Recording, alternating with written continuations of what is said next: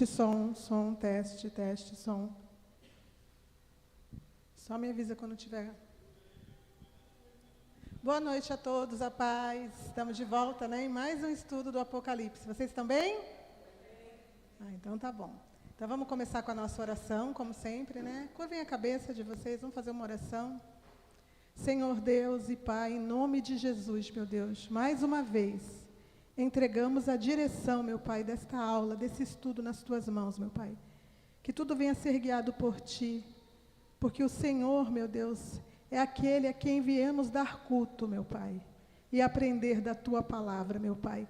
Ensina cada coração, meu Pai, abre os olhos do nosso entendimento, que venhamos compreender, Senhor, a Tua palavra segundo o Teu querer, que possamos ser guiados pelo Teu Espírito, Pai. Colocamos tudo nas Tuas mãos, mais uma vez nessa noite, em o nome do Senhor Jesus, amém. Graças a Deus, amém. Bom, chegamos no 6º selo.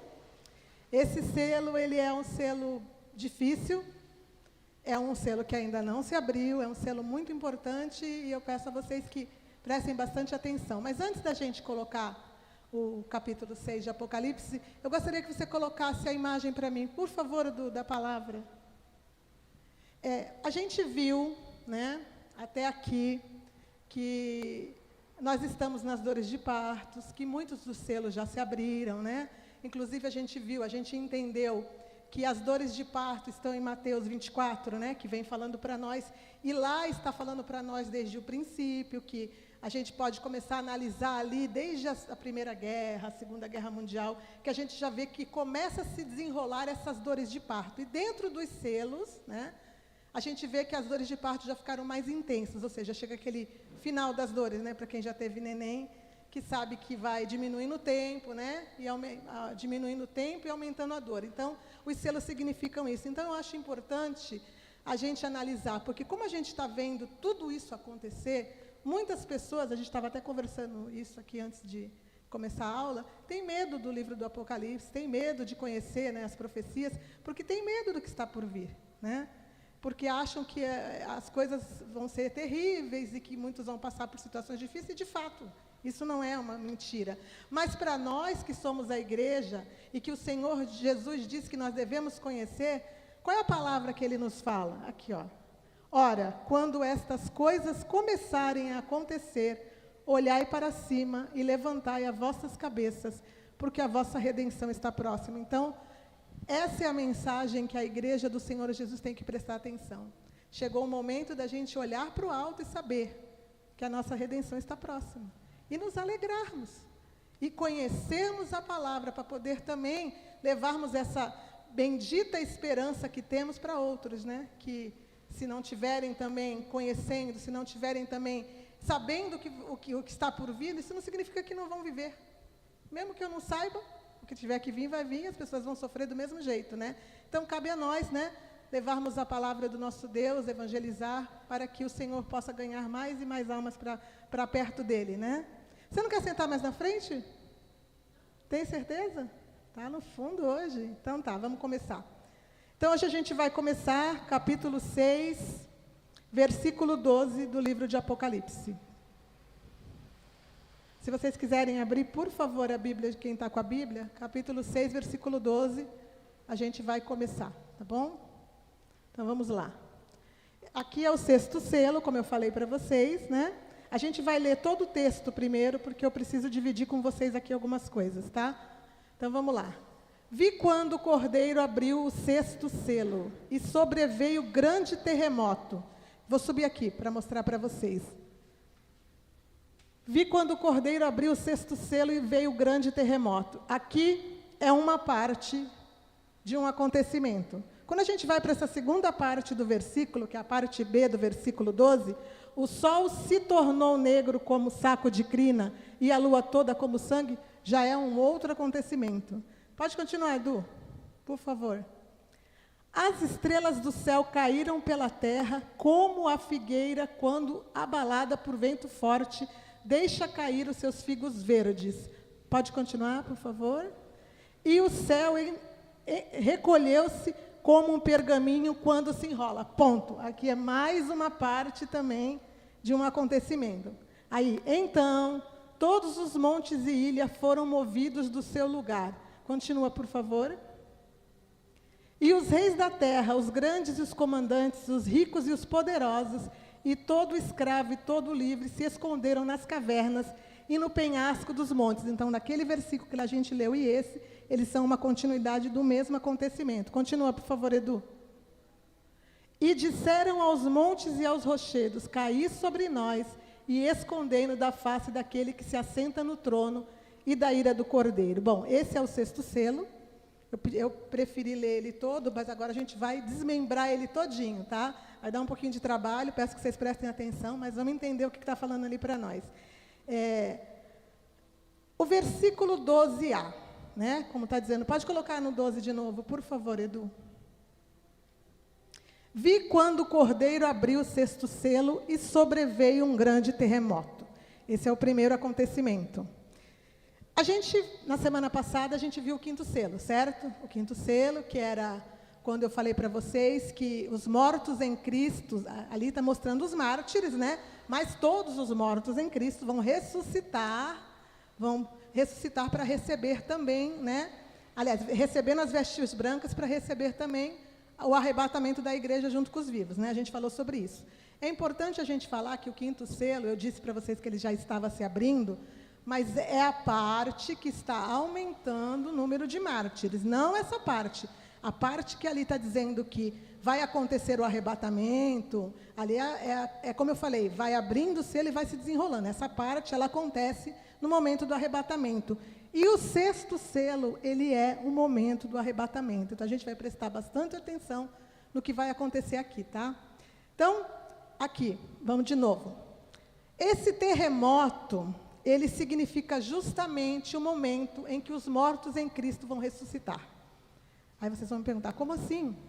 Sim, no momento em que os mortos estiverem ressuscitando, vai estar acontecendo um grande terremoto. Na terra inteira, porque vai ter gente ressuscitando no mundo inteiro. Todos os salvos de todo o tempo da história da igreja, que passaram pelo período da igreja toda, estarão ressuscitando nesse dia, né? Tanto os mártires, que são citados no quinto selo, como todos os mortos, né? E a gente também sabe que o quinto selo, ele também, essa segunda parte, que é ainda ver mortos dentro da tribulação, também entra para dentro da tribulação. E este selo aqui, ele é o selo que resume a tribulação. Então, dentro dele estão contidos todos os acontecimentos da tribulação. Por isso que eu dividi e vou mostrar para vocês como é que acontece isso, tá? Então, vamos lá. Eu estou dizendo para vocês que ali o terremoto é para a ressurreição dos mártires, certo? Vamos para Mateus 27, Edu, por favor, 52. Mateus 27, 52. Aqui, quando o Senhor Jesus morreu, existiram santos que ressuscitaram. E a gente vai ver o que aconteceu também nesse momento. Olha lá. Abriram-se os sepulcros e muitos corpos dos santos que dormiam ressuscitavam. Põe o versículo 51, Du, só para me mostrar para eles uma coisa. Eis que o véu do santuário se rasgou em duas partes, de alto a baixo. Tremeu a terra e fenderam as rochas. Então, para acontecer aquela ressurreição daqueles mortos, que foi uma quantidade pequena, no dia que o Senhor Jesus morreu, houve um terremoto, tá? Acontece a mesma coisa na hora que o Senhor Jesus ressuscita. Põe em Mateus 28, 2, por favor, Edu. Mateus 28, 2. Eis que houve um grande terremoto, porque um anjo do Senhor desceu do céu, chegou-se e removeu a pedra e assentou-se sobre ela. Mais um, por favor, Edu. E o seu aspecto era como um relâmpago, e as suas vestes alvas como a neve. Deixa eu ver se tem mais um aqui. Pode continuar, Edu. E os guardas tremeram apavorados e ficaram como se estivessem mortos. Mais um. Mas o anjo, dirigindo-se às mulheres, disse: não temais, porque sei que buscais Jesus, que foi crucificado. Mais um, por favor. Ele não está aqui. Ressuscitou, como tinha dito, vinde ver aonde ele jazia. Então, aqui a palavra de Deus, ela sempre vai apontar os acontecimentos da mesma forma. Então, para ressuscitar aqueles mortos que foram os santos da tribulação, os santos que quando o Senhor Jesus morreu, ressuscitaram, houve um terremoto. Foi o mesmo terremoto de quando Jesus morreu. Foi o terremoto que Jesus morre, começa um terremoto e eles vêm para ressuscitar naquele momento. Então, a gente vê que acontece um terremoto nas duas ressurreições. E essa ressurreição dos mortos para o arrebatamento da igreja, ela também vai provocar um grande terremoto. Por quê? Pode perguntar.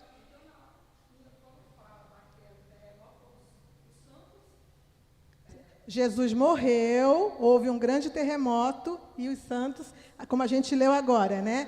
Os sepulcros se abriram e eles ressuscitaram. Mas ele só sai do túmulo quando Jesus ressuscita. Isso também fala lá na frente. Porque eles não podiam sair primeiro do que Jesus, né? Só que não é necessário eu ler isso, porque a gente não está falando desse assunto. Mas o que eu quero que vocês entendam é que todas as vezes que acontece uma coisa do mundo espiritual para o mundo físico, existe uma manifestação.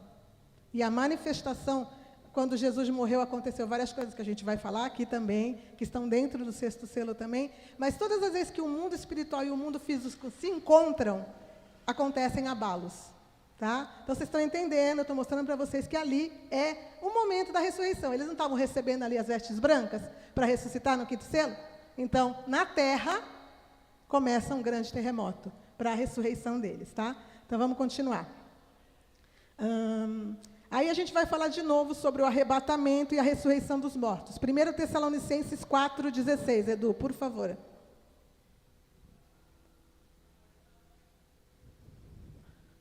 Porque o Senhor mesmo, dada a sua palavra de ordem, ouvido a voz do arcanjo, ressoada a trombeta de Deus, a gente leu isso semana passada, né? Descerá dos céus e os mortos em Cristo ressuscitarão primeiro. Mais um, por favor, Edu. Depois nós, os vivos, os que ficarmos, seremos arrebatados juntamente com Ele entre as nuvens, para o encontro do Senhor nos ares. E assim estaremos para sempre com o Senhor. Mais um. Consolai-vos, pois, uns aos outros com essas palavras. É aquilo que eu falei para vocês. O nosso consolo, a nossa bendita esperança está no Senhor. Ah, mas vai acontecer um caos, a terra vai se desfazer. O Senhor, Ele vai nos tirar daqui. E vai tirar todos que aceitarem. Porque, infelizmente, assim como no dilúvio, e não tinha para onde correr, pessoas que não aceitaram ninguém quis aceitar, né? Porque naquela época só Noé e sua família foi salva, não foi por falta dele falar, né? Veio o dilúvio, mesmo sem eles estarem sabendo, eles não queriam saber, mas veio. Da mesma forma, agora a terra ela está atesourada para o fogo, como a Bíblia nos fala. E não adianta ninguém falar, não vai, porque vai acontecer, certo? Mas nós temos o consolo da palavra, certo? E aí a gente vai agora, acontece esse grande terremoto. E aí, o que vem na sequência? Vai se abrir o sétimo selo. Então, o sétimo selo, ele se abre depois do grande terremoto. Então, a gente vai colocar aqui, capítulo 8:1, por favor, Edu. Agora é o sétimo selo se abrindo. Então, a gente está vendo o sexto selo se abre com um grande terremoto. E já abre o sétimo selo. Certo? Vocês estão prestando atenção. A gente vai correr a Bíblia aí, tá? Quando o Cordeiro abriu o sétimo selo, houve silêncio no céu por cerca de meia hora. Silêncio no céu por cerca de meia hora. A gente não tem como saber exatamente o que é para nós. Porque é o silêncio no céu, por cerca de meia hora. É interessante a gente falar de tempo no que diz respeito ao céu, porque justamente no céu não tem contagem de tempo, né? Nós estamos no tempo cronos, está escrito aí no estudo de vocês, que é o tempo da Terra. Mas o tempo de Deus é o tempo kairos, também está escrito aí, que é um tempo oportuno no céu, que não tem tempo. Deus não vive preso no tempo, nós vivemos preso no tempo, Deus não. Então, o que ele quis dizer com esse silêncio no céu por meia hora? É um momento de pausa, porque quando abriu o sexto selo e começou um grande terremoto, vai vir uma sequência de coisas ali que vão trazer catástrofes para a terra, certo? Mas também está vindo o arrebatamento. Então, ele deu uma pausa ali, porque vai acontecer esse momento, o momento do arrebatamento da igreja. Então, a gente vai continuar. Coloca para mim no capítulo 7, por favor, Edu, 1. Vou mostrar para vocês o que acontece com esse silêncio no céu por cerca de meia hora. Não sei dizer para vocês se é um dia, se é meia hora, se é 5 minutos. Não sei, a gente não tem como saber. Mas a gente sabe que vai ser rápido, porque a sequência de acontecimentos elas vão vir se desenrolando, tá? Então vamos lá. Depois disto, vi 4 anjos em pé nos 4 cantos da terra, conservando seguro os 4 ventos da terra, para que nenhum vento soprasse sobre a terra, nem sobre o mar, nem sobre árvore alguma. Continua, Edu, por favor. Vi outro anjo que subia da nascente do sol, tendo o selo de Deus vivo, e clamou em grande voz aos 4 anjos, aqueles os quais foram dados fazer dano à terra e ao mar. Então, esse silêncio no céu por cerca de meia hora é justamente aqui a gente vê, ó, para tudo, os anjos estão ali preparados para começar o caos, certo? Mas ele fala, para tudo, pode parar agora que nós temos uma coisa para fazer primeiro. Continua, por favor, Edu. Dizendo, não danifiqueis nem a terra, nem o mar, e nem árvore, e nem as árvores, até selarmos na fronte os servos do nosso Deus. Aqui é interessante a gente falar. Mas o Espírito Santo não é um selo que a igreja tem? Quem já ouviu falar sobre isso? Que nós somos selados pelo Espírito Santo. Sim, mas este selo aqui, ele é um outro selo, que vai ser colocado em algumas pessoas que fazem parte também do corpo da igreja. Vamos entender. Continua, por favor, Edu. Então ouvi o número dos que foram selados, que era 144.000, de todas as tribos dos filhos de Israel. Então, a palavra é bem clara, está dizendo para nós, quem está sendo selado ali são 144.000 pessoas das tribos de Israel. Então, não é a igreja, não é o gentio, não é o brasileiro, não é o japonês, não é o chinês, não é o javanês. São pessoas das tribos de Israel, certo? Vamos continuar. Pode seguir. Da tribo de Judá foram selados 12.000, da tribo de Ruben, 12.000, da tribo de Gade, 12.000, prossegue, Du. Da tribo de Asser, 12.000, da tribo de Naftali, 12.000, da tribo de Manassés, 12.000, pode prosseguir. Da tribo de Simeão, da tribo de Levi, da tribo de Issacar, próximo, da tribo de Zebulon, de José, de Benjamim foram selados 12.000. Tá, pode pular. Pode voltar para o outro, que aí já está falando da grande multidão. Isso. Então, vamos explicar para vocês o que significa este povo. Bom, eles são parte da igreja. Também são a igreja do Senhor Jesus. Mas existe aqui uma diferença que é bem importante da gente falar, certo? Por quê? Lembra que eu falei para vocês que as tribos se dividiram? Vocês lembram? 10 tribos para o norte, 2 tribos para o sul, tribo de Judá, tribo de Israel. Lembra que eu falei para vocês? Então, essa divisão das 2 tribos, tanto a parte de Judá como a parte de Israel, que são as 10 tribos, foram para exílios, né? A gente ouviu muito falar do exílio de Judá, que a Babilônia levou o povo para o exílio. Mas essa parte do povo de Israel não é muito prestada atenção. Mas eles foram primeiro para o exílio. Eles foram exilados pelo povo assírio.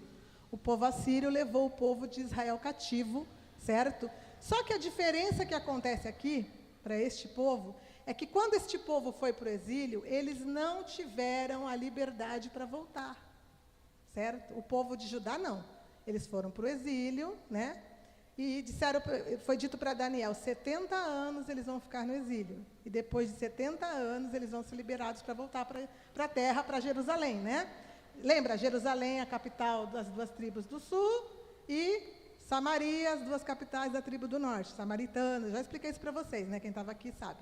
Então, existiu essa diferença. O povo de Judá, depois de 70 anos que eles estavam no exílio, eles voltaram para a terra. Ciro, que era um persa, certo? Por quê? Babilônia foi derrotada pelos medo-persas no final desses 70 anos. A Babilônia perdeu o poder, os medo-persas invadiram a Babilônia e tomaram o poder. E o Ciro, que era um rei persa, ele assinou um decreto libertando o povo de Judá para voltar para a terra deles. Então, a gente vai ver nessa história Esdras, a rainha Esther, a gente vai ver Neemias, a gente vai ver Ageu, todos são contemporâneos da mesma época, ou seja, o povo voltou para a terra, reconstruíram o templo, que está no livro de Ageu, reconstruíram os muros, que está no livro de Neemias, Esdras voltou com as leis para poder ensinar o povo que voltava, porque foram 70 anos no exílio, então eles voltaram para a terra. Eles foram liberados para voltar para a terra. O povo do norte não. O povo do norte ficou preso, ficou lá o tempo que os assírios dominaram, porque os assírios também depois perderam o poder, depois de muito tempo, mas enquanto eles ficaram lá. E o que aconteceu com esse povo? Eles se misturaram com os povos, simplesmente foi passando o tempo, muitos esqueceram que faziam parte do povo de Israel. Sabe como que é o tempo, né? Se você não pratica o costume, você esquece. Então, eles se misturaram, simplesmente se perderam. Então, existem estudos falando sobre as 10 tribos perdidas de Israel. Por quê? Se misturaram no meio dos povos. Depois de muito tempo, alguns voltaram? Voltaram. A gente vai ver a história dos samaritanos na época de Jesus, lá tinham alguns, né, que não tinham mais os mesmos costumes, eles tinham outra forma de crer, o povo de Judá não se dava com eles, por causa disso existia uma rixa, já expliquei isso para vocês, mas acontece que poucos voltaram, muitos ficaram perdidos, gente, entendeu? E quem seriam esses 144 mil? Primeiro, tem que ser todo mundo convertido a Jesus. Isso porque se faz parte da igreja, são judeus, eu vou chamar de judeus, mas na realidade são israelitas, porque judeu, ela hoje se tornou uma religião, né? Não é simplesmente só o nome de um povo, é uma religião, a religião judaica da tribo de Judá, que adoram no templo de Jerusalém, né? Mas são israelitas, né? Então, na realidade, quando houve essa mistura do povo, né, que se misturou, para eles voltarem para a terra, para eles saberem quem eles eram, muitos se perderam. E o Senhor Jesus sabe exatamente quem são. Então, tem povo de Israel no Brasil, tem povo de Israel em Portugal, tem povo de Israel na Alemanha, tem povo de Israel no mundo inteiro. E muitos, talvez até no meio de nós, não saibamos que temos a descendência das 12 tribos de Israel. Quem sabe teve a oportunidade de, quando Israel voltou a ser terra, voltar para lá. Né? Não tem muita gente que voltou para lá. Não só os da tribo de Judá, como tem outras tribos lá, Benjamim, Assácia, Naftá, tem vários lá. Mas muita gente se perdeu, gente. Mas o Senhor Jesus sabe quem são. E quando ele juntar esses 144 mil, vão ter pessoas que são do povo de Israel, das tribos perdidas em todo o mundo, pessoas cristãs, que o Senhor vai selar por um propósito, que eu vou falar para vocês mais para frente, né? Mas que eles vão ser selados porque Deus ele tem um propósito especial com o povo de Israel. E também, vocês já ouviram falar dos judeus messiânicos, né? Por mais que o povo de Israel não tenha aceitado Jesus, e de fato o corpo do povo não aceita, mas existem aqueles que se convertem. Vocês já ouviram falar das igrejas, né? Que são os judeus messiânicos, também amam a Jesus. Então, da onde vai sair esses 144 mil? Do meio desse povo. Então, do corpo da igreja, aqueles que sabem que são descendência e aqueles que não sabem, Deus vai selar 144 mil para um propósito. E o resto, o que não é da tribo de Israel, a gente vai ver aqui na sequência. Deu para vocês entenderem? Expliquei para vocês poderem entender. Então, vamos continuar, Du. Pode passar para o 9 agora. Depois dessas coisas, vi, eis grande multidão que ninguém podia enumerar, de todas as nações, tribos, povos e línguas. O resto do povo. Esses aqui não são do povo de Israel, esses aqui são o restante do povo. Nós, se é que algum de nós não tem descendência judia, né? Que a gente não sabe, né? De Israel. Pode ser, né? Quem sabe, né? Mas vamos continuar. Em pé diante do trono e diante do Cordeiro, vestido de vestiduras brancas. Vestiduras brancas é o quê que eu expliquei para vocês? Salvação. Então, esse povo aqui é o povo salvo, tá? Com palmas nas mãos. Então, aqui existe uma importância com relação a essas palmas nas mãos, que eu vou explicar para vocês agora, tá? Então, vamos lá. Essa aqui é a igreja do Senhor Jesus. Não que os 144 mil também não seja, já falei, são parte da igreja que vai ser separada para um propósito. Todos vão ser tirados da terra no mesmo momento? Sim, esse é o arrebatamento da igreja. O Senhor para aquele momento ali para selar os 144 mil e para tirar a igreja da terra. Então, é o momento do arrebatamento, e a gente está vendo aqui o povo que está sendo arrebatado. Então, tá, vestiduras brancas, vocês já sabem, já expliquei, vocês já sabem o que é. E essas palmas nas mãos, o que seriam? Eu vou explicar para vocês agora. Primeiro, eu vou mostrar para vocês o que significa o nome igreja, que é importante. Coloca para mim, por favor, a imagem da eclésia? Eu acho que é primeiro, né? Deixa eu ver. Olha lá. Eclésia. Eclésia é um nome grego para igreja. Vocês lembram que eu mostrei para vocês? Não vou falar disso 100% agora, mas depois eu vou. Eque. Lembra do eque? A palavrinha que eu mostro sempre para vocês? Então, essa palavra é um derivado daquela palavrinha. É importante a gente falar isso, que eu vou explicar para vocês depois. Qual é o significado da palavra eclésia, ou igreja? Traduzido como igreja, mas o significado original é assembleia dos chamados para fora. Então, quem somos nós, a igreja? Somos os chamados para fora. Chamados para fora de quê, gente? Do mundo, do pecado, de se perder, de ser destruído. Então, Deus, ele tem um povo chamado para fora. E é interessante a gente falar que essa palavra é uma palavra grega, e ela já existia. Antes de existir a igreja de forma espiritual, é uma palavra que eles usavam para assembleias que eles faziam políticas. Porque o povo se reunia nas praças, eram chamados para fora das suas casas, né? E se reuniam para falar de política. Os gregos, entendeu? E por que o Senhor Jesus usou esse nome para a igreja dele? Foi ele que pegou e falou, ó, minha eclésia, ou seja, meus chamados para fora. Porque nós somos chamados para fora. Chamados para fora não só do mundo, como eu expliquei, mas também no dia da tribulação, nós seremos chamados para fora. Tá? Então tá, vamos continuar. Deixa eu seguir a sequência aqui. Palmas nas mãos. Agora eu vou explicar vai ter outra explicação bem longa aqui, que vocês estão tudo começando agora, então tenho que explicar para vocês. Põe para mim a outra imagem, por favor, Edu. As palmas nas mãos significa a festa do Pentecostes. A festa do Pentecostes, eu vou explicar para vocês o que é. Então, estão aqui as 7 festas do povo de Israel. Aliás, deixa eu recapitular. As 7 festas de Deus, porque essas festas não são do povo de Israel. São festas que Deus instituiu para o povo dele. Então, vamos lá. Existe a Páscoa, certo? E a Páscoa, ela acontece no dia, os pães asmos no outro dia. A Páscoa representa o quê? Quem sabe?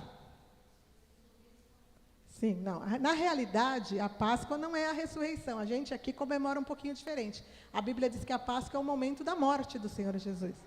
A morte é a Páscoa. Só que a Páscoa, quando o Senhor instituiu as festas, a Páscoa começou lá atrás, quando o povo de Israel foi liberto do Egito. Lembra?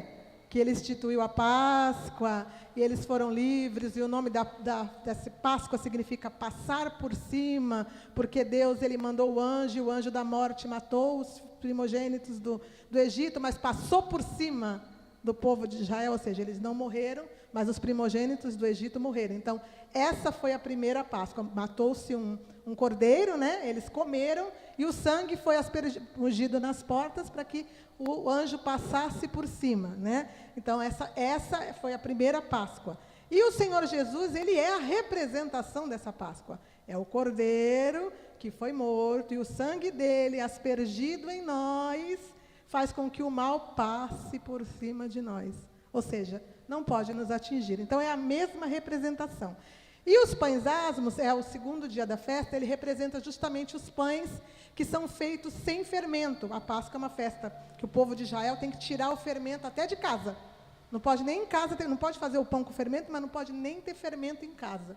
Porque o fermento, ele representa o pecado, certo? E o Senhor Jesus, ele foi morto sem pecado. Então, é a festa dos pães asmos, quando o pão sem pecado foi sepultado. Então, no segundo dia da festa, tá? E aí, temos a terceira festa, que é a festa das primícias. Essa festa das primícias, sim, é a festa da ressurreição. O Senhor Jesus, ele ressuscita no dia de primícias. E o que é a primícia? A primícia é uma festa que foi instituída na época também, quando o povo de Israel foi tirado do Egito, e eles iam começar, né, na terra prometida. Moisés recebeu as tábuas da lei, e eles tinham que fazer o quê? Eles plantavam. Isso aqui é tudo festa de colheita, gente. Você vê como que são as coisas. E nós somos o quê? A representação do trigo. Então, tudo está ligado. A palavra de Deus, nada está desligado. Tudo se conecta, entendeu? Então, foi instituído o quê? Eles plantavam a cevada. A cevada é um tipo de planta, não o trigo, primeiro a cevada. E a cevada, ela é colhida por volta do tempo em abril, que é o tempo da Páscoa, aproximadamente. A gente fala abril, mas no nosso tempo, na nossa data, ele muda, né? Lá é fixo, aqui não, né? Inclusive, esse negócio de calendário também, se eu tiver um tempinho, depois eu explico para vocês, mas é outra história. Então, na primícia, o que acontecia? Qual era a lei que eles tinham? Quando as plantas da cevada começavam a amadurecer, o povo olhava, olha, começou a amadurecer aquele cantinho ali. Então, é a primícia do amadurecimento do fruto da cevada. Era para Deus. Eles tinham que ir lá, pegar uma fita, cercar aquelas primeiros frutos que estavam amadurecendo, e eles eram ofertados para Deus. Eles eram ofertados para Deus no templo. No dia da festa das primícias, eles eram sacudidos. O sacerdote pegava aquele molho de cevada, que era a primícia da colheita. Depois eles colhiam o deles, primeiro de Deus. Tirava-se, o sacerdote apresentava para Deus como oferta movida ao Senhor. E essa é a mesma representação do Senhor Jesus. O Senhor Jesus morreu e foi apresentado para Deus como a primeira oferta. E ele também levou a primeira oferta, porque quem ressuscitou no dia de primícia junto com ele? Não foi aquele povo que, alguns santos? Então, assim como ele foi a oferta de Deus por nós, a primícia, sem pecado, ele levou também uma primícia para Deus. Você vê que tudo está conectado. Vocês estão entendendo? Então tá. Então aí, terceira festa. A quarta festa é a festa das primícias do Pentecoste. Essa é a festa da colheita do trigo, que é a mesma coisa que eu expliquei para vocês, que eles pegavam o trigo, cercavam, igualzinho. A única diferença é que isso acontece 50 dias depois da Páscoa. Por isso que é Pentecoste. Pentecoste significa 50 dias, né? E essa festa do Pentecoste, que acontece 50 dias depois, era para apresentar a primícia do trigo que era colhido. A igreja, ela representa o trigo. Então, esta festa, ela representa o arrebatamento da igreja. Muitos não acreditam, mas existem interpretações de todo tipo. Mas, como eu falei para vocês, quando você pega a palavra e você vai seguir na sequência, gente, não tem jeito. Ela aponta para aquilo que Deus quer. E essa festa das primícias, ela já era um pouquinho diferente só na hora de apresentar a oferta. Também tinha oferta movida, tudo igualzinho. O que acontecia? Eram feitos, o trigo era colhido e eram feitos 2 pães. 2 pães levedados. Pode ver que tem pão ali, ó. Está vendo os 2 pãozinhos ali? 2 pães levedados. Esses 2 pães com fermento, eles representam justamente a igreja. Porque nós somos pecadores. Nós temos fermento. Quem tira o nosso pecado é o Senhor Jesus. Mas nós somos pecadores, então, tanto o povo de Israel, como o povo que não é do povo de Israel, que são chamados de gentis, 2 povos, são representados ali pelos pães e são movidos, de oferta movida ao Senhor. Eram feitos isso lá. Então, nós representamos esta oferta. Quando formos salvos, quando formos arrebatados, é justamente essa oferta que a gente está representando. Vocês estão entendendo? Então, tá, vamos continuar. Aí tem a festa de trombetas, tá? Então, tem a festa de expiação. A festa de trombetas, ela ainda acontece. Quando começa o 7º mês em Israel, existe uma festa, que é a primeira festa, que ela é a festa que são tocadas, acho que são 99 sons de trombeta, ou 100, uma coisa assim. Se eu não me engano, é 99 ou 100. Então, existem vários toques de trombeta que representam essa festa de trombetas, que começa as festas do 7º mês, porque as primeiras festas acontecem na primavera, lá no hemisfério norte, para nós aqui não, né? E a segunda parte das festas, elas acontecem no momento do outono, no 7º mês de Israel. E aí tem a festa de expiação, que é justamente quando o povo de Israel ele se arrepende dos seus pecados.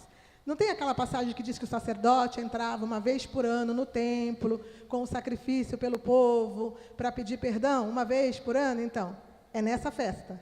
É a festa do perdão dos pecados. E essas 2 festas estão ligadas com o povo de Israel. Tá? Vou explicar isso para vocês mais para frente, gente. Não dá para falar tudo agora, mas eu vou ter que explicar, porque quando chegar lá na frente, vocês vão entender porque está ligada com o povo de Israel. E aí tem a festa dos tabernáculos. Tabernáculos significa festa das cabanas. Também é uma festa de colheita, é a festa da última colheita, que é a colheita dos frutos mesmo, né? Uva, figo, né? Isso também está ligado com a palavra, eu vou mostrar para vocês isso lá no final também, não é agora, lá no finalzinho, quando já estiver na tribulação. Mas o que significa tabernáculo? Significa que Deus veio tabernacular com os homens, ou morar com os homens. Cabana, casa. Deus, ele veio morar com os homens. Jesus veio morar com os homens quando ele nasceu, da primeira vez, certo? E ele vai vir de novo para morar com os homens. E o Senhor Jesus, ele bota palmas nas mãos da igreja, porque ele estava dizendo ali que a igreja tinha ido tabernacular com ele para sempre. Porque ela é a representação. Porque quando estava nas festas das cabanas, eles pegavam ramos de oliveiras, de palmeiras, e cobriam as cabanas com esses ramos e faziam a comemoração. Não tem a festa dos ramos? Quando Jesus entrou lá no templo, claro que ali não era esse dia, mas o que o povo estava querendo dizer quando começaram a sacudir os ramos e o Senhor Jesus vinha entrando em Jerusalém? Ele estava dizendo que ele era o rei dos judeus e que ele estava vindo morar. Eles estavam fazendo de forma... Eles não estavam nem entendendo o que eles estavam fazendo, mas era uma forma de dizer que o Senhor Deus estava morando com eles. Tinha vindo tabernacular com os homens, entendeu? Então, tabernacular é morar. O Senhor Jesus, ele bota um ramo na mão da igreja, dizendo que a igreja foi morar com ele para sempre. Então, onde ele estiver, a partir dali, a igreja vai estar. Ele está no céu? A igreja vai estar lá. Quando ele vier para a terra, porque a igreja não vai ficar para sempre na terra não, gente. São só 7 anos, tá? Depois volta todo mundo para cá. Nós vamos chegar lá, tá? Nós vamos chegar lá. Mas então ali é uma representação da igreja. Vamos continuar. A gente está demorado hoje, né? Tem que explicar tudo para vocês. Pronto, Edu, pode voltar lá para o capítulo de novo, que eu não lembro mais onde era. Ah, não, peraí, deixa eu ler Levíticos para vocês. Põe Levíticos 23. 23, 39. Eu expliquei tanto para vocês que eu tenho que mostrar, né? Levíticos 23, 39. Olha lá. Porém, aos 15 dias do mês 7º, quando tiveres recolhido os frutos da terra, que são as frutas mesmo, tá? Celebrareis a festa do Senhor por 7 dias. Ao primeiro dia também, e ao 8º dia, haverá descanso solene. O próximo, por favor. No primeiro dia tomareis para vós outros frutos de árvores formosas, ramos de palmeiras, ramos de árvores frondosas, de salgueiros, de ribeiras, e por 7 dias vos alegrareis perante o Senhor vosso Deus. Então, eles se alegravam comemorando com os ramos. Por isso que a igreja está com os raminhos na mão lá cantando e comemorando, tá? Vamos lá para Apocalipse de novo, por favor, para continuar. Aí, pode continuar o 10. E clamavam em grande voz, dizendo: ao nosso Deus que se assenta no trono e ao Cordeiro pertence a salvação. Continua, por favor. Todos os anjos estavam de pé, rodeando o trono, os anciões, os 4 seres viventes, e ante ao trono se prostraram sobre o seu rosto e adoraram a Deus. Continua. Dizendo: amém. O louvor e a glória, a sabedoria, as ações de graças e honra e o poder e a força sejam ao nosso Deus pelos séculos dos séculos. Então, estão se alegrando aqui, louvando a Deus, porque o povo está lá. Vamos continuar. Um dos anciões tomou a palavra dizendo: estes que se vestem de vestiduras brancas, quem são e de onde vieram? Pode continuar. Respondi-lhe, meu Senhor, foi João que estava respondendo, né? Respondi-lhe, meu Senhor, tu o sabes. Ele então me disse: são estes os que vêm da grande tribulação. Lavaram as suas vestiduras e as alvejaram no sangue do Cordeiro. Aí a gente volta de novo para aquela palavrinha que eu falei, eque.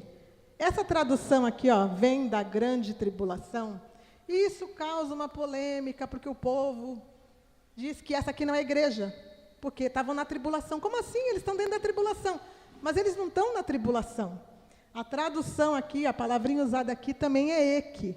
Coloca lá para mim, Du, por favor, a imagem, que eu acho que eu salvei também, né? Salvei o eque de novo. Salvei. Aqui, ó. Diz: estes são os que vêm vindo fora da tribulação. Então, eles estão sendo tirados para fora da tribulação, ou chamados para fora da tribulação. Por quê?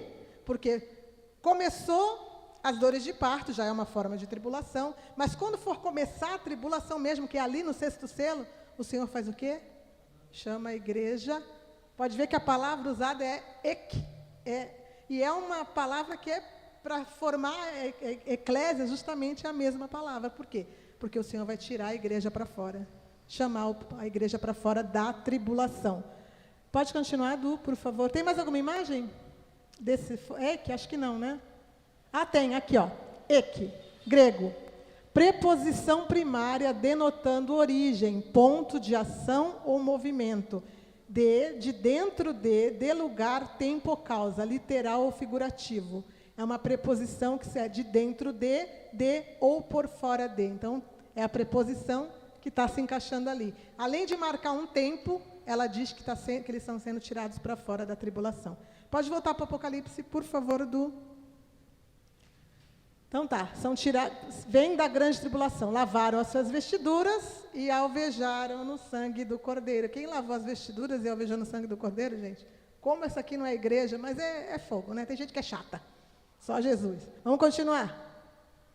Razão porque se acham diante do trono de Deus e o servem de dia e de noite, no seu santuário. E aquele que se assenta no trono estenderá sobre eles o seu tabernáculo, ou seja, ele acabou de estender sobre eles o seu tabernáculo. Eles vão tabernacular com o Senhor para sempre.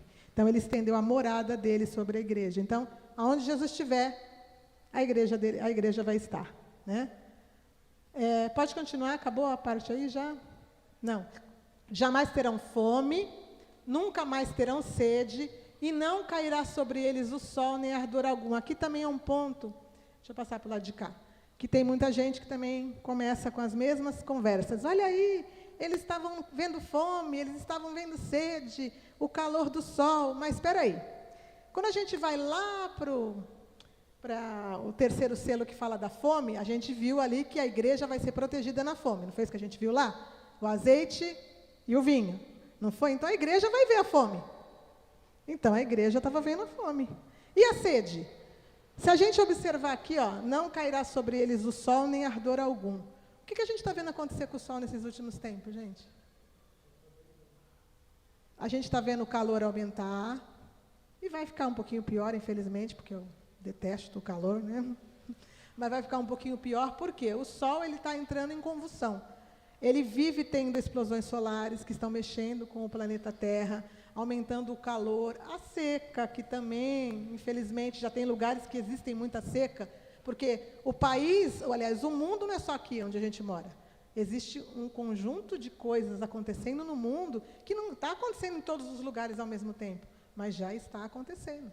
Existem secas já acontecendo em muitos lugares onde a água está ficando escassa por causa do calor. Entendeu?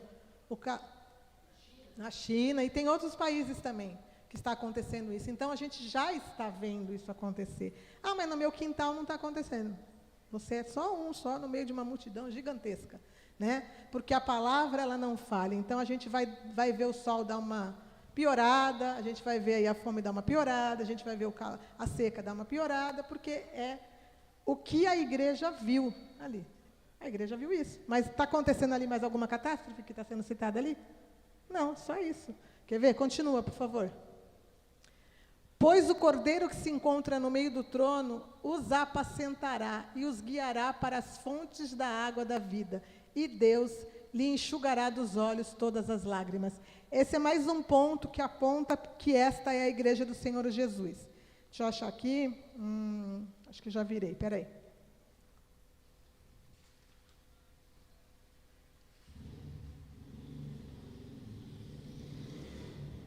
Versículo 17. Põe lá em Apocalipse 21:4, por favor, Edu. Nós vamos ver como essa é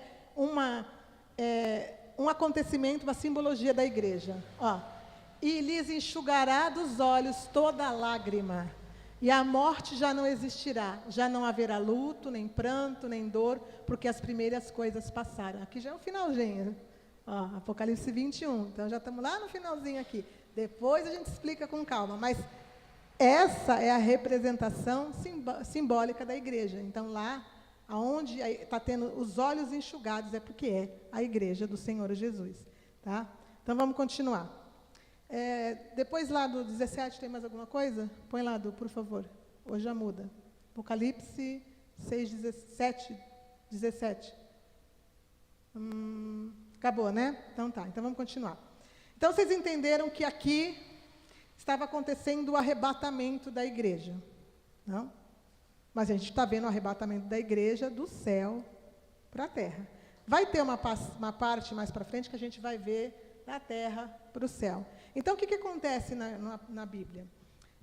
Muitas pessoas acham que a gente não está numa sequência, mas a gente está numa sequência, porque vai tudo acontecendo em sequência. Porque quem já viu um filme ou um seriado que está contando uma história e, de repente, para e volta para trás para mostrar alguma coisa que precisa ser falada para depois voltar de novo e continuar a história? Então, isso acontece muito na Bíblia. E eu vou mostrar para vocês todas as vezes que volta, para tudo, volta, porque eu tenho que mostrar para vocês alguma coisa para continuar a história. Então, isso acontece muito aqui na Bíblia, tá? Vamos continuar. Agora a gente vai para a segunda parte lá do... Só um minutinho, gente, que eu me perdi aqui. Achei. A gente vai continuar. Volta para o Apocalipse 6, 13. Não é o 12 ainda, a parte B. Vai lá.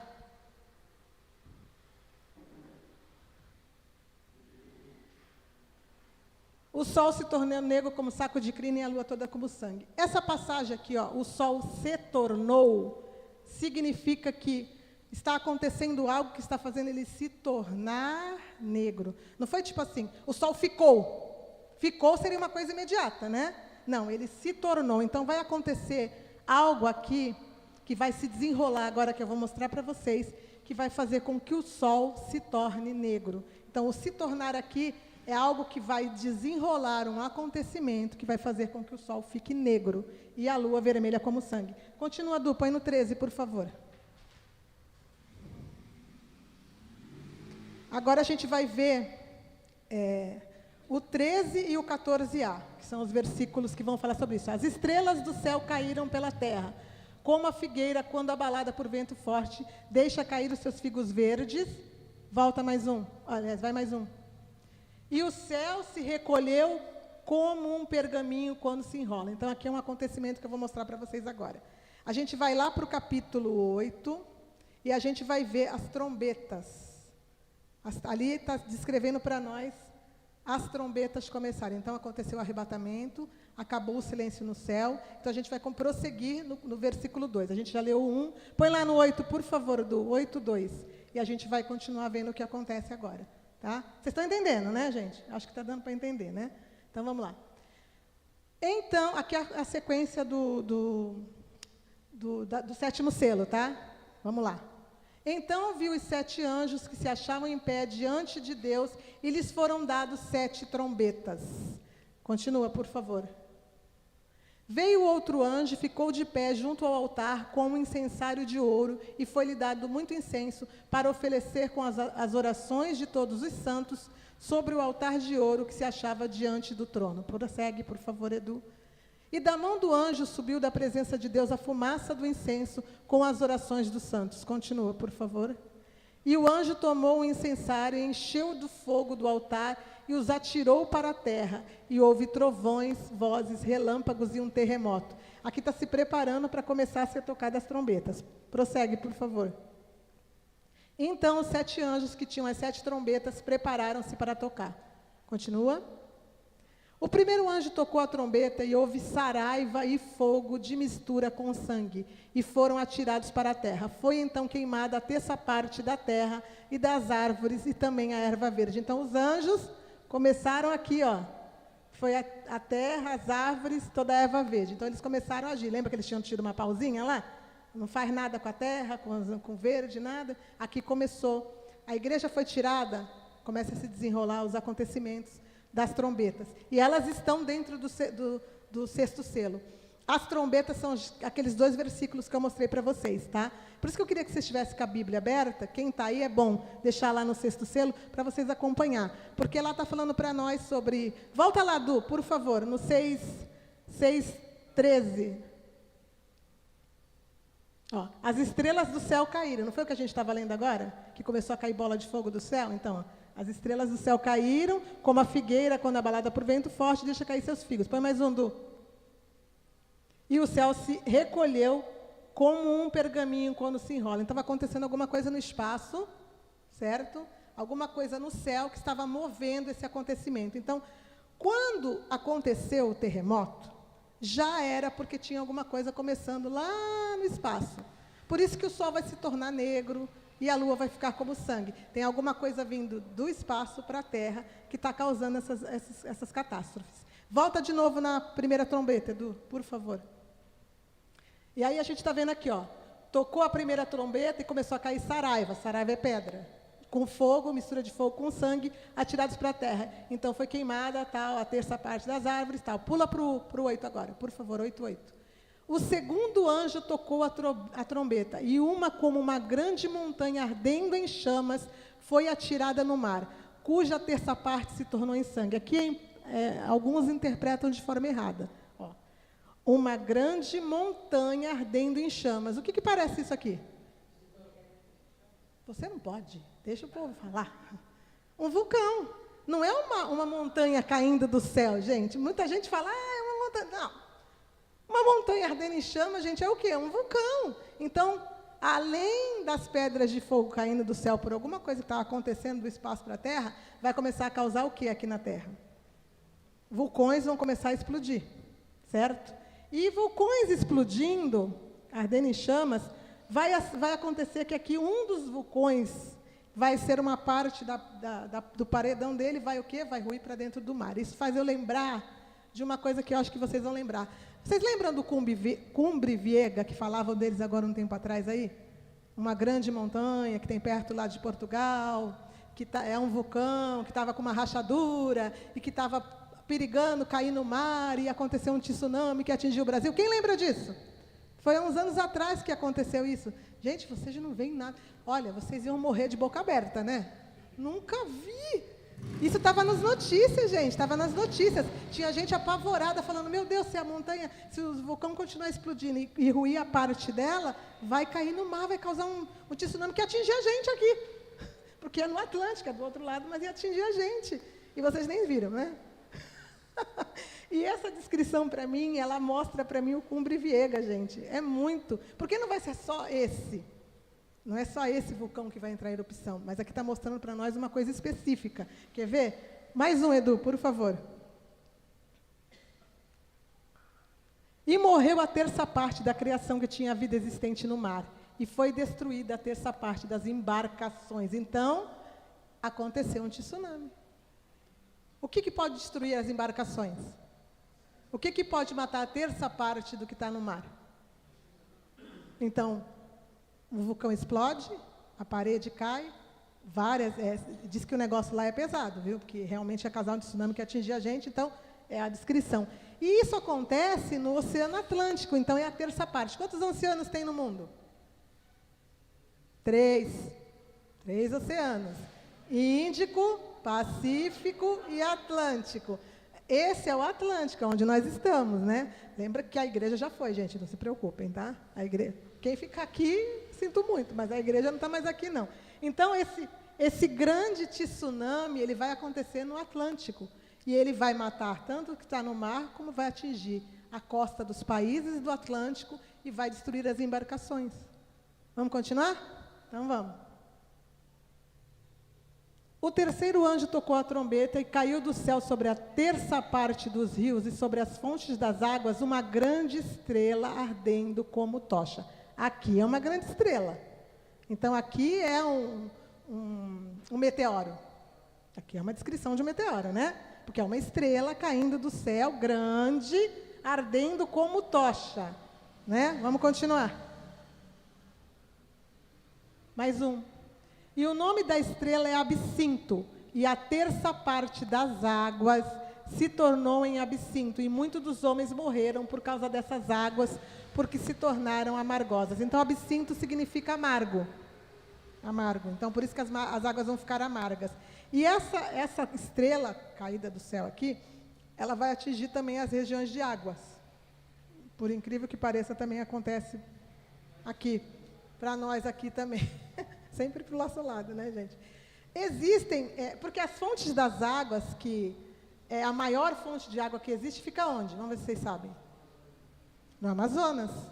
Vocês sabiam disso? Não. O Amazonas é a maior bacia hidrográfica do mundo. Então, ele vai cair na fonte das águas, então vai cair bem aqui no Oceano Atlântico também, ali no meio ali da América. E vai atingir as águas que bebem-se, não só o mar, que já vai ter tomado um tsunami, como as águas vão ficar amargas. E tem um detalhe nessa estrela absinto, gente, que ela não é só uma estrela, não é só um meteoro, mas isso vai ficar para a próxima aula, tá? Porque existe algo espiritual aqui também, nessa estrela. Lembra que eu falei para vocês que anjo é estrela? Quem lembra?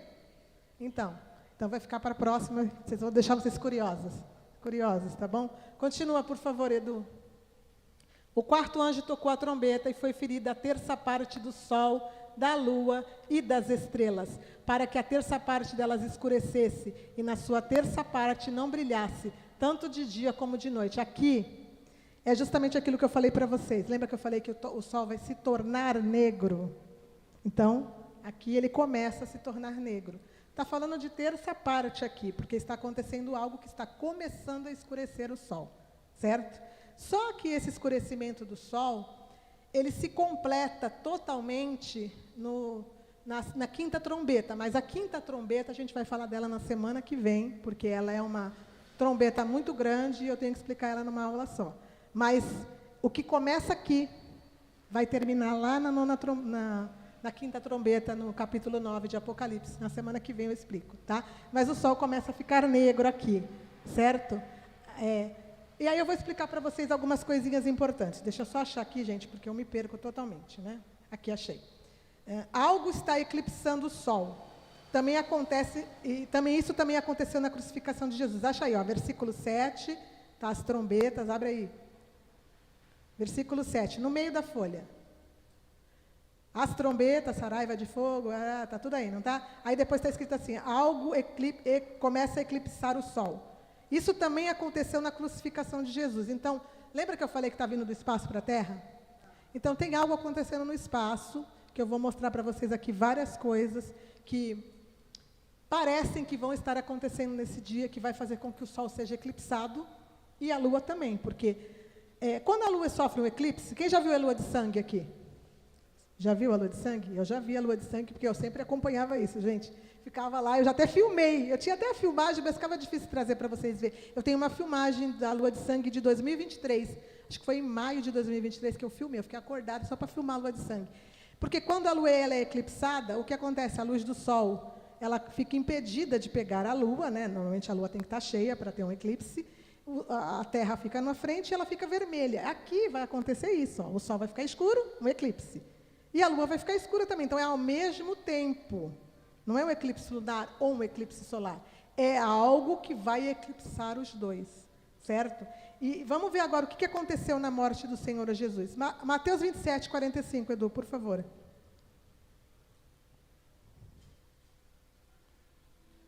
Desde a hora sexta até a hora nona, houve trevas sobre toda a terra. Então, no dia que o Senhor Jesus estava na cruz, aconteceu um eclipse que ele começou na hora sexta e foi até a hora nona. A hora sexta é meio-dia, a hora nona é 3 horas da tarde, tá? Então, a Terra ficou escura por 3 horas. Isso não é um eclipse. Eclipse não dura 3 horas, eclipse dura minutos, né? Demora para escurecer, né? Para depois sair, mas o momento da escuridão é muito rápido, né? Mas 3 horas ficou escuro. Coloca para mim, por favor, Eduardo, a imagem, por gentileza.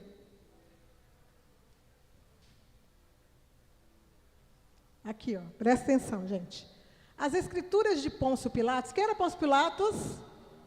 Que crucificou o Senhor Jesus e lavou as mãos. Né? Aliás, crucificou porque o povo de Israel queria crucificar, né, os sacerdotes. As escrituras de Pôncio Pilatos, no Novo Testamento, descrevem o dia da crucificação de Jesus como um dia de escuridão, com o sol a obscurecer e as estrelas a aparecerem. Relatos posteriores, como o relato de Pôncio Pilatos e Tibério, afirmam que a escuridão começou à hora sexta e se estendeu por todo o mundo. E a lua cheia aparecia como sangue durante a noite subsequente. Então, não só o sol ficou escuro, como a lua ficou vermelha, né? E as estrelas apareceram, gente. Então, virou noite, tá? Aí, detalhes da escuridão. A escuridão é descrita como o começo na hora sexta, meio-dia, e prolonga-se até o crepúsculo, que é a hora nona, que é 3 horas da tarde. Mas ela terminou mesmo, porque você pensa, até sair de novo a escuridão, até o final da noite ainda estava, ficou de noite e ainda não tinha clareado de vez, né? A gente imagina o terror que deve ter sido para eles, né? Pense, né? Então, o que Deus mandou ali? Alguma coisa ele mandou para eclipsar o sol, gente. Alguma coisa. Porque não é normal. Porque não foi a lua que eclipsou o sol, nem o sol que eclipsou a lua, nem a terra. Não foi eclipse normal. Foi alguma coisa que que passou ali e escureceu tudo. Né? Tipo assim, ó, vocês vão ficar sem luz. Tá? Só para vocês aprenderem, né? Tá, vamos continuar aqui. Deixa eu só achar aqui. Capítulo 6, do versículo 12b. Volta lá para a escuridão do sol, por favor. Aí. O sol se tornou negro como sacro de crina e a lua toda como sangue. A gente está vendo aqui a descrição, mas essa descrição vai acontecer nesse dia. Vamos entender aqui o que pode ser tudo isso, tá?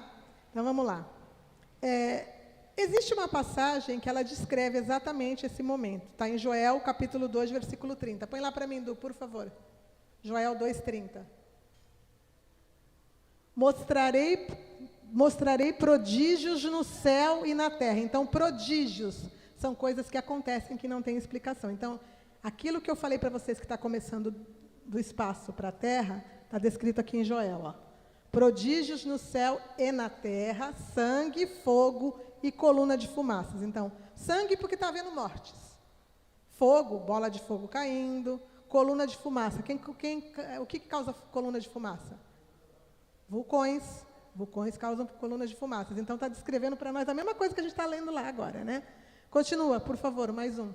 O sol se converterá em trevas e a lua em sangue, antes que venha o grande e terrível dia do Senhor. Isso aqui é uma passagem, assim, profética muito importante, gente. Por quê? Ela está na sequência da igreja. Lembra que eu li lá para vocês que a igreja ia profetizar, para lá, que foi até no capítulo 2 também de Atos, que Pedro pregou? Aqui está na sequência. Por quê? Porque justamente quando a igreja for arrebatada, isso acontece. Tá? E isso acontece antes do dia do Senhor. O que é o dia do Senhor? O dia do Senhor é justamente o dia do juízo de Deus. O dia em que ele vai derramar as taças do juízo. Já é dentro da tribulação, já perto do final. Passou os 3 anos e meio, os primeiros 3 anos e meio, já é dentro dos últimos 3 anos e meio que o juízo de Deus realmente vai ser derramado. Nós vamos falar sobre isso quando a gente chegar lá. Então, isso acontece antes. Porque muitos pensam que isso aqui é o juízo de Deus já. Mas aqui está dizendo para nós que isso acontece antes.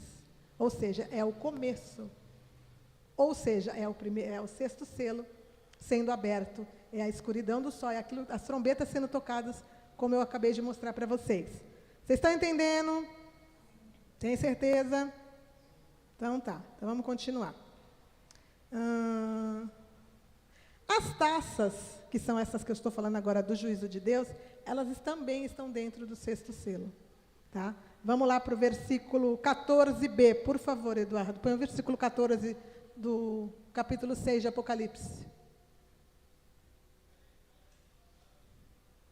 Aqui, ó. Então, todos os montes e ilhas foram movidos do seu lugar. Aqui já é um acontecimento. Até ali em cima, eram as trombetas ainda. Lembra que eu falei para vocês que o 6º selo ele vai entrar a tribulação e vai mostrar versículos chaves? São versículos chaves que apontam os acontecimentos dentro da tribulação. Então, ali o primeiro, ele mostra justamente as trombetas caindo. As trombetas sendo tocadas, aliás. E esse aqui, ó. Então, todos os montes e ilhas foram movidos do seu lugar. Ele é um versículo-chave para mostrar para nós que ali já estava dentro da tribulação e as taças do juízo de Deus sendo derramadas. Vamos entender? Vou explicar para vocês. Põe para mim Apocalipse 15:1, por favor, Edu. Vi no céu outro sinal grande e admirável, 7 anjos tendo os 7 últimos flagelos, pois com estes se consumou a cólera ou a ira de Deus. Então, aqui são as taças do juízo de Deus, ou os últimos flagelos, os 7 últimos flagelos que vão ser derramados sobre a terra, já no meio, depois do meio dos 3 anos e meio, já no final da grande tribulação. É quando Deus vai realmente mandar juízo, é quando realmente Deus vai trazer a justiça para os mártires que pediram. Ele falou, espera aí, que é só lá no final. Então, é dentro dessa parte que acontece. A gente vai chegar lá, nesse capítulo, quando estiver lá, no capítulo 16, no capítulo 19, eu vou explicar com detalhes. Mas eu estou mostrando para vocês que o 6º selo, ele abrange todos os capítulos dentro dele, porque ele conta para nós, ó, aqui começa o período da tribulação, e dentro desse selo, que vai se desenrolar para dentro da tribulação, estão todos os acontecimentos, com versículos curtos, versículos chaves, mas estão todos os acontecimentos, tá? Então tá. Põe mais um, Du, por favor. Vi como que um mar de... Ah, não, essa aí já é outra parte. Vamos voltar aqui. Deixa eu só ver onde é que eu tenho aqui agora, gente. Deixa eu virar a folha aqui. Só um minuto. Aqui, ó, Apocalipse 16, 20, por favor. 16, 20. Todas as ilhas fugiram e os montes não foram achados. O que a gente leu lá no versículo agora? No versículo 14b, ó, presta atenção, vamos ler de novo aqui, depois a gente vai para o 14b. Ó. Todas as ilhas, aqui já é 16, já é as taças ou os flagelos sendo derramados. Todas as ilhas fugiram e os montes não foram achados. Volta para o 14b, por favor. Olha lá. Então todos os montes e ilhas foram movidos do seu lugar. Vocês veem como é o mesmo acontecimento? Então, só que está resumido ali. O pau tora, como diz o bispo, dentro das taças, mas a gente vai explicar uma por uma quando chegar lá. É só para mostrar para vocês que isso acontece. A gente vai continuar aqui. Prossegue no 15 agora, por favor, Edu. E os reis da terra, os grandes e os comandantes, e os ricos e os poderosos, e todo escravo e todo livre, se esconderam nas cavernas e nos penhascos dos montes. Põe o outro, por favor. E disseram aos montes e aos rochedos, caí sobre nós, e escondemos da face daquele que se assenta no trono e da ira do Cordeiro. Então, a ira não é só de Deus, a ira também é a ira do Cordeiro. É de Deus e do Cordeiro. Então, aqui está mostrando para nós que aquele acontecimento ali, ele desemboca, porque a ira do Cordeiro, a hora que Jesus vai descer mesmo para fazer tudo aquilo que ele tem que fazer com o anticristo, que a gente vai chegar lá, é esse momento aí, tá? Vamos ver isso aqui, ó. Põe Isaías 2:17, por favor. Eu vou mostrar para vocês alguns versículos agora que falam sobre isso. Isaías 2, olha lá. A arrogância do homem será abatida, e a sua altivez será humilhada. Só o Senhor será exaltado naquele dia. Pula mais um, por favor. Os ídolos serão de todos destruídos. Mais um. Então os homens se meterão nas cavernas das rochas e nos buracos da terra, ante ao terror do Senhor e à glória da sua majestade, quando ele se levantar para espantar a terra. Mais um, por favor, Edu. Naquele dia os homens lançarão as toupeiras e aos morcegos os seus ídolos de prata, os seus ídolos de ouro, que fizeram ante eles e se prostraram. Mais um, por favor, Edu. E meter-se-ão pelas fendas das rochas e pelas cavernas das penhas, ante ao terror do Senhor e à glória da sua majestade, quando ele se levantar para espantar a terra. Então, vocês veem que este acontecimento é o acontecimento da ira do Senhor sendo derramada. O que a gente aprendeu aqui? Que o 6º selo, dentro do 6º selo estão as 7 trombetas e as 7 taças. Ou seja, o início da tribulação com as primeiras catástrofes e o final dela com as últimas catástrofes. Então, o 6º selo, ele adentra a tribulação. Ele é o resumo perfeito da tribulação. Vocês estão entendendo, né? Tem mais uns versículos que eu vou mostrar para vocês aqui. Ó. A ira do Cordeiro, Apocalipse 19, 11. Vamos ler um pouquinho sobre a ira do Cordeiro. Vi o céu aberto, e eis um cavalo branco, e o seu cavaleiro se chama Fiel e Verdadeiro, e julga e peleja com justiça. Mais um, por favor, Edu. Os seus olhos são chamas de fogo, e a sua cabeça há muitos diademas. Tem um nome escrito que ninguém conhece, senão ele mesmo. Mais um, por favor. Está vestido com um manto tinto de sangue, e o seu nome se chama Verbo de Deus. Mais um. E seguiam-se os exércitos que há no céu, montados em cavalos brancos, com vestiduras de linho finíssimo, branco e puro. Então, é o Senhor Jesus descendo aqui no dia do juízo. E quem está junto com ele? Quem está vestido de branco ali? Quem é que está vindo junto com o marido, com o noivo? A noiva, a esposa, né? A esposa está vindo junto lá. Por quê? Porque sempre onde o Senhor estiver, a mulher vai estar junto, entendeu? Então, vamos mais um aqui, ó. O cumprimento do dia do Senhor e da ira do Cordeiro. Deixa eu ver. Ah, não, aqui só estou falando que no capítulo 17 é o cumprimento. Então, eu quero saber se vocês conseguiram entender. Conseguiram? Foi bem explicadinho? É difícil, gente. Vocês veem que a gente tem que ficar indo e voltando. Eu procurei ser o mais didática possível, mais simples possível. Mas o que vocês têm que entender é que no sexto selo, quando o sexto selo se abrir, acontece o arrebatamento da igreja. Aliás, acontece a ressurreição dos mortos com o grande terremoto. Aí acontece o arrebatamento dos 144 mil da igreja, que são a igreja. Só que aqui, os 144 mil, eles fazem parte da igreja, mas eles não são a noiva. Eles não são a esposa, fazem parte, mas eles têm outro propósito que eu vou explicar para vocês depois. Só por enquanto isso, eles não são a noiva. Por isso que existe uma divisão. A igreja, aliás, aqueles que estão aparecendo lá no capítulo, a partir do capítulo 9, que estão com as vestes brancas e as palmas nas mãos, aquele é a noiva, aquele é a esposa que vai casar com o cordeiro, que está no céu. Eles não, eles vão para lá para receber um propósito e eles vão voltar para a terra. A gente vai ver isso no capítulo na quinta trombeta, no capítulo 9, na semana que vem, que os 144 mil voltam para a terra, para cumprir o propósito. Tá? Então, a gente tem que entender isso. O resumão aqui. Acabou o grande terremoto, começa o arrebatamento da igreja e depois começa a tocar as trombetas, começam as primeiras catástrofes, que são catástrofes que vão passar. A terra vai sofrer situações difíceis, mas depois adentra-se os 7 anos da tribulação. Deu para entender? Então tá bom. Ah, sim, ó, tem aqui, ó. Ó o Cumbre Vega aqui, ó. Ilha de La Palma, nas Ilhas de Canárias, está principalmente relacionado com as possibilidades de tsunami e erupções explosivas. Foi o que eu falei para vocês, tá bom? Mas a gente vai terminar aqui agora. Eu agradeço a todos vocês, agradeço aqueles que estiveram comigo também. Fiquem com Deus e até a próxima. Tudo certo? Vocês entenderam? Difícil?